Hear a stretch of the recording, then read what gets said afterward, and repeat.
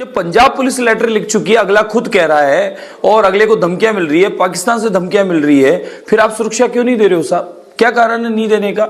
तो कौन जिम्मेदार है? आप लोग गहलोत साहब को घेरना, वो जो है राजस्थान के मुख्यमंत्री को घेरना, अरे इंसाफ की बात। पाकिस्तान से धमकी आई हुई थी, इन्हीं मौलाना के रिश्तेदारों ने पाकिस्तान से धमकी दी। झूठ बोलता है ये प्रधानमंत्री, जब से बैठा है गद्दी पे झूठ बोलते हैं ये। मेंटली इम्बैलेंस हो गए क्या? काट डाले, हम ब्लास्ट कर उड़ा दोगे। मेंटली इम्बैलेंस हो गए क्या? मुसलमानों की नागरिकता पर सवाल, मुसलमानों से नफरत, मॉब लिंचिंग, हत्या, किलिंग, और ये बैठ के क्या अंदर है बैठ के यहाँ पे। तो मोदी जी से कहना चाहता हूँ कि लोकसभा में यदि अब क्षत्रियों के आपको वोट चाहिए, लोकसभा चुनाव है, यदि वोट चाहिए तो आपको हमें न्याय देना होगा और इस गैंगवार को खत्म करना होगा। इनकी सबकी मिली भगत हो सकता है हमारे नेताओं को मराने की साजिश है। वो सरकार कैसी थी पूरा देश जानता है। एक आरपीएससी का मेंबर बरतान राजपूत, पूरा आधी सरकार दिल्ली जाके अपने इस्तीफे की धमकी दे रही है। राजपूत से किस तरीके की उनको एलर्जी थी आप देख सकते हैं। जब सुखदेव सिंह गोगामेडी ने सुरक्षा की मांग की तो उनकी सुरक्षा में लापरवाही क्यों बरती गई? उनको 2 दिन के लिए 2 पुलिस वाले दिए गए और 2 दिन के बाद वही पुलिस वाले उनसे वापस मंगा लिए गए। कारण अब करणी सेना एक गैंग बन गई है साहब, और इनको बिल में से ढूंढ ढूंढ के हम इनका इलाज करेंगे। जिस दिन से राजस्थान में चुनाव का रिजल्ट आया है और कांग्रेस हारी है, उसी दिन से कांग्रेस पूरी बौखलाई हुई है। और जिस तरीके से गोगामेडी जी की हत्या हुई है, निर्मम हत्या, उनके घर में घुस के, आप समझ सकते हो कि जो बंदा पिछले 8 महीने से गहलोत सरकार से विनती कर रहा था कि मेरी जान को खतरा है, मुझे आप सिक्योरिटी दो, तो उसको सिक्योरिटी नहीं दिया जाता है। और दिया भी जाता है तो सिर्फ 2 सिक्योरिटी, और फिर कुछ दिनों के बाद फिर उससे ले लिया जाता है। तो इससे साफ साफ समझ में आता है कि ये पूरी की पूरी मिली भगत थी और पूरी साजिश के तरीके से कांग्रेस वालों के उससे उनकी मौत हुई है। और पाकिस्तान से भी यहाँ पे कनेक्शन देखने को मिल रहा है। और टीवी पे बैठ के मौलाना गहलोत का पूरी समर्थक कर रहा है और बोल रहा है कि नहीं, उसमें गहलोत की कोई भी गलती नहीं है। आप देखिए इस वीडियो में।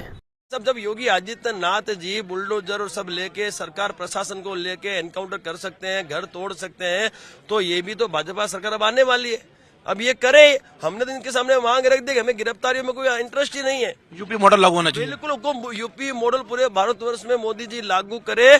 और साहब हम किसके भरोसे हैं? आज हमारा महाराजा कौन? माननीय नरेंद्र मोदी जी हैं। अब हमें उनसे यही कहना है कि संविधान से जब इनको डर नहीं लगता है तो साहब आपके पास साधन संसाधन सब कुछ है, पूरे भारतवर्ष में सुपड़ा साहब क्यों नहीं करते? आप नहीं करोगे तो अब इन्होंने हमको मजबूर किया, करणी सेना गैंग बना, हमने गैंग बना लिया आज से।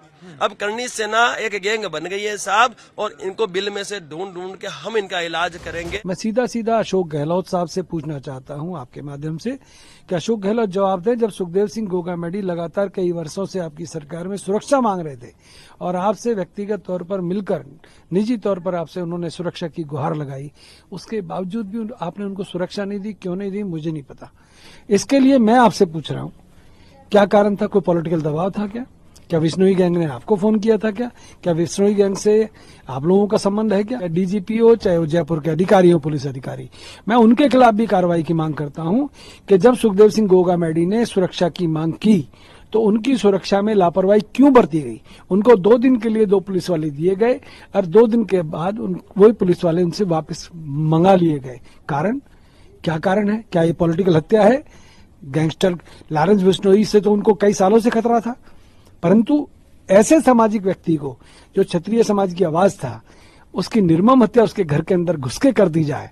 और आज वो लोग जिन्होंने सुरक्षा नहीं दी वो अपने घर में घुस रहे हैं। मैं अशोक गहलोत जी से मांग करूंगा कि अब तो आपकी सरकार चली गई, जरा बता तो दे कि किसका प्रेशर था। हमें प्रूफ देने की जरूरत नहीं है।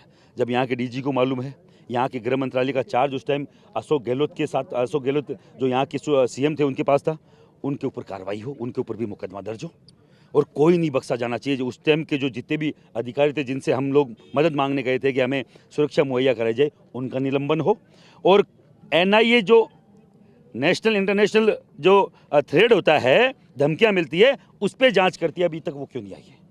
वो जांच उसी के अधीन होनी चाहिए। 9 मार्च को अलर्ट आ गया तो उसके बाद भी पुलिस नहीं चाहती। इसीलिए मैं बोल रहा हूँ, इनकी सबकी मिली भगत हो सकता है हमारे नेताओं को मराने की साजिश है। वो सरकार कैसी थी पूरा देश जानता है। एक आरपीएससी का मेंबर बरतान राजपूत, पूरा आधी सरकार दिल्ली जाके अपने इस्तीफे की धमकी दे रही है। राजपूत से किस तरीके की उनको एलर्जी थी आप देख सकते हैं। कि जब पता था कि उन्हें धमकियां मिल रही है तो सुरक्षा मुहैया क्यों नहीं कराई गई? वो सारी बातें छोड़ो, गोली का जवाब गोली से हमने मांगा है। भाई जो हत्यारे हैं और उनके सूत्रधार हैं उनका एनकाउंटर हो, ये मांग समाज कर रहा है, तो हम भी उनके साथ ही खड़े हैं। क्योंकि गिरफ्तारियों से होगा क्या, फिर वो जेल से निकल जाएंगे, फिर हत्या को अंजाम देंगे, और निष्पक्षता से जांच होगी तो सूत्रधार तक पहुंचा जा सकेगा, और सूत्रधार का भी एनकाउंटर हो, ये मांग लेके आज समाज यहाँ बैठा है। और मुझे दुख इस बात का है कि सरकारें और जो राजकीय जो प्रशासन है वो अभी तक कहीं भी कोई हरकत में नहीं आ रहा। मैं तो मोदी जी से कहना चाहता हूं कि लोकसभा में जब क्षत्रियों के आपको वोट चाहिए, लोकसभा चुनाव है, यदि वोट चाहिए तो आपको हमें न्याय देना होगा और इस गैंगवार को खत्म करना होगा, और जितनी भी गैंग है इस भारतवर्ष में उसको अंत लाना होगा, तभी न्याय और अधिकार की बात होगी। मतलब 4,90,00,000 वोट हिंदुओं के प्रधानमंत्री नरेंद्र मोदी के खिलाफ पड़े, हिंदुओं के नहीं, क्योंकि प्राइम मिनिस्टर ने इस देश की सीमा सुरक्षा से कंप्रोमाइज किया। पूरा स्टडी कीजिए। प्राइम मिनिस्टर ने इस देश के आर्मी को प्राइवेटाइज करने का काम किया। प्राइम मिनिस्टर ने इस देश में कास्ट सेंसस को नहीं करने का काम किया। प्राइम मिनिस्टर नरेंद्र मोदी ने इस देश में आरक्षण को खत्म करने का काम किया।